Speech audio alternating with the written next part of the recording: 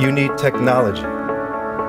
You should no longer be good because you've done more than everybody and you've learned more from your mistakes. It should be the same for the big patient and for the little patient.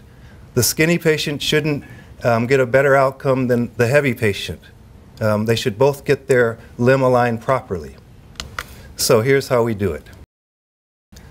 Computers.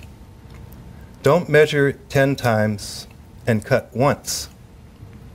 We're measuring everything continuously. While we're working, we're making thousands of measurements, and then we cut once. Real-time data while we're working. While we're putting parts in, we know if they went in correctly. We know if the leg's straight or crooked. We know if it's long or short, and we know the entire time we're operating. Why would you not want a computer in the operating room while you're doing this surgery? Give me one good reason you don't want that computer in there.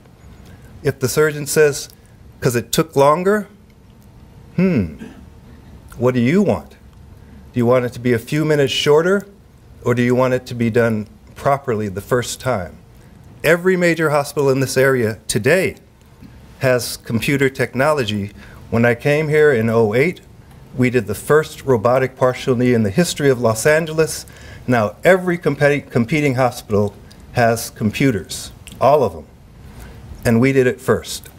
Here's a computer showing the cut.